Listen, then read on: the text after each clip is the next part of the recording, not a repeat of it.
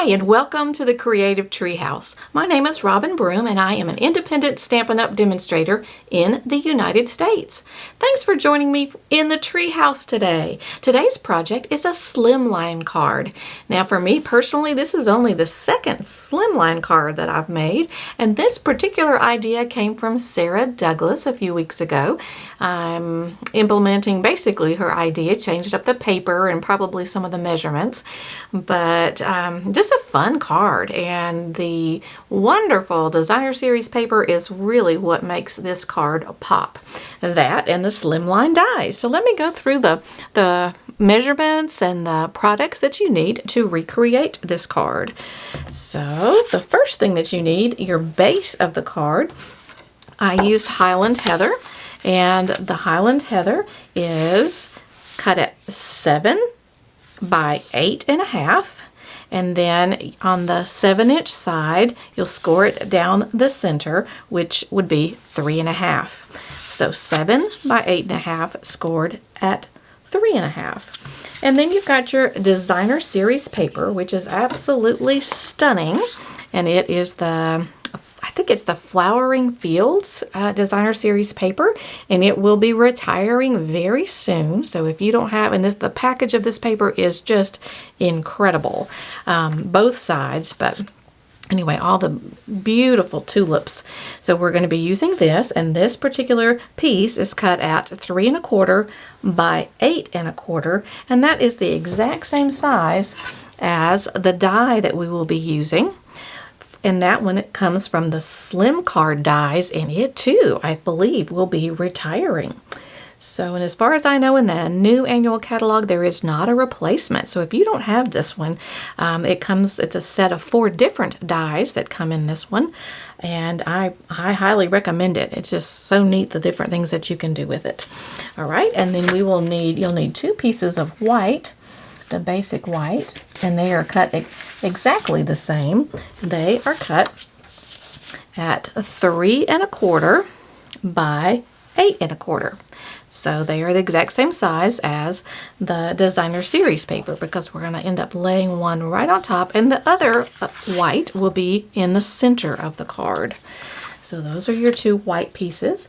And then we've got cut a very skinny piece to go on the inside of the card, and I'll show you that. Just a long strip, and that long strip of the same exact designer series paper is cut at just 3/8 of an inch by 8.25. So 3/8 by 8.25. And then we need a couple colors, variations of the purple, and we're going to use Rich Raspberry, we're going to use Gorgeous Grape, and Highland Heather. And if I can pick up the Highland Heather, there we go. All right, and these are all the same width, and they measure. The first one is your Rich Raspberry, and it is 1 inch by 3.25, and then your Gorgeous Grape is 3/4 of an inch by 3.25, and your Highland Heather 1/4 and 3.25. So they're all 3.25, but you've got 1 3/4 and 1/4, and they're just going to lay on top of one another like that. And they make behind the sentiment. That's what you have right here. And then we also have the embellishments, and you don't need to forget those, and those are the pastel pearls. So, and what else do we need? Oh, we need the butterfly cut out of the gold foil. And I believe that is all the measurements. We also need a piece of the Highland Heather to be on the sentiment. So just whichever, and I happen to use this particular die to cut the sentiment out, and I have looked and looked, and I cannot figure out what set this die came from. I have got to figure out a better way to organize my dies, so perhaps you know which one this came from. If you do, please leave a comment and let me know so I know where to put it back. Thank you very much. All right, so what we do with this one is we'll take one of our pieces of the white, the basic white, and we're going to take our designer series paper that, like I said, it's exactly the same size, and it kind of helps to use a little bit of washi tape or something to stick it down with. And you also want to, you can do the entire thing with some washi tape, because you're going to line the whole thing up. And well, actually no, take that back, take this one off. Well, you actually could do it that way, but we learned a new tip and trick, so you can do it this way. This is the way that Sarah did it. So with just the DSP. You could also use just the white piece, but today I'm going to use it the way that Sarah used it. So decide which way would work the best for you. So I'm going to run this through the die cut machine, and I'll be right back. So when you do it, I definitely recommend the washi tape. And let me pull my washi tape off. And it fills up the entire plate, and so you'll have to be kind of careful with your positioning. But let me pull this up and I'll show you what happens. This one went. Let's see if I can get this one off. I wrapped that one all the way around it. You end up with all of these pieces, like a puzzle piece. And you'll have this piece, the outside piece. Let me pull these off. And you can flip it over, which I probably should have done. And what you'll do is you'll take, let me slide these, I'll just slide all that off of there. Okay, you're going to take the white piece, one of your white pieces, and we are going to just line that up. Again, the washi tape is perfect for that, because you want to line it up and not allow it to move.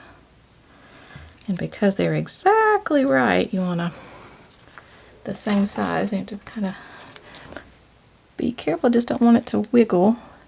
And then what you're going to do is you're going to take your liquid glue and you're going to put your puzzle back together again like this. And you're not going to glue the edge, but you're just going to glue all of these pieces back into it.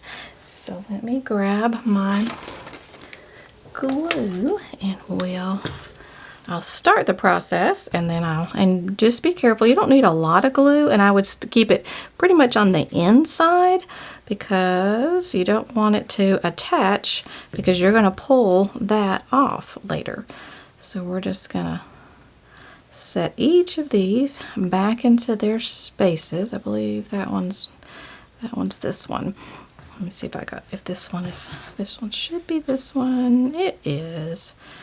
So we'll just keep on going, doing our puzzle and adding just a little bit of glue without getting on top of. Anyway, so we do that and we keep on going with that. And oh my, that was a wasp. Oh goody. All right, so we just fill in the card all the way up. And yep, that one. And then once you've got that done, let me slide this out of the way and I'll show you. When you have all of that done, you will be able to pull off the outside. And so once you pull off the outside, I'll find my outside piece to show you. So you've pulled off this one, and that can actually be used for another card. So you kind of have a 2-for-1, such as I used one of them, and I just put it on, I believe that may have been the polished pink, or yeah, it might have been polished pink. But anyway, I just put it on there. You could also flip it over and use the other side. The other side's also pretty, and make, yeah, whatever. It's really, really cool. So then once you have all of that done, then you're going to, you will adhere all of these together. And I can do that really quickly. Just a little Tombow glue. That liquid glue is just wonderful. And then what another thing that I did is I took the sentiment. Now I love the Love You So Much, but the Just Thinking of You Today, both of those sentiments come from the tulip, called Flowering Tulip stamp set, and they work really well.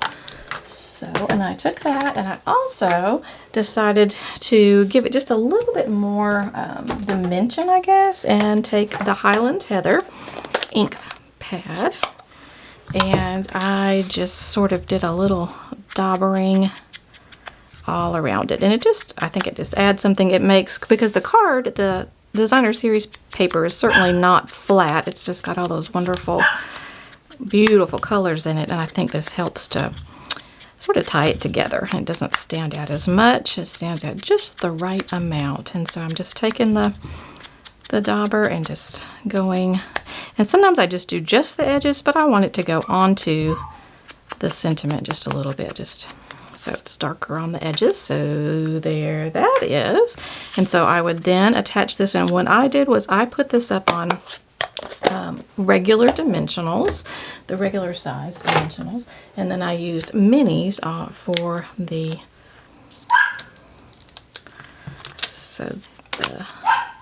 and the reason for that is because the little gems are fairly large and they pop up a little bit, then this also pops up. So if you take your take a pick tool and lift up on these, if I don't send them across the room, we can add our little gems, our pastels on either side here. And that way this has a lift to it, and that does as well. So let me grab my rogue little pastel and return it. And then what I did when I got to the end of that was I took the butterfly and I just used one of the mini dimensionals underneath it, and you could work on cutting it if you wanted to, but it almost works. And if you adhere it to one of the white pieces, you won't notice it. So just aim your butterfly for especially one of the larger of the white with just that one mini dimensional. And then you'll put your strip, little tiny strip down in the center, and your card is done. So I just think that's really cool. And like I said, you've got your extra that you can use for another card, whichever side you prefer. And that's it. Pretty quick, pretty simple. And I hope you enjoyed it. I hope you learned something maybe. And if you have not already subscribed to my channel, I would love it if you would subscribe. I am racing my way to 1,000 subscribers, and I am over 950 at the moment. And it would just be, if you're one of those 950, thank you so much. So exciting. And I just need like 47 more. Maybe you'll be one of those. Makes me smile every time I see that I have gained a new subscriber. And I will try to do wonderful videos. My goal is once a week, and I'm getting there. So at least a couple of times a month you'll get a new video from me. So I thank you again for joining me in the treehouse, and I'll see you next time. Bye-bye.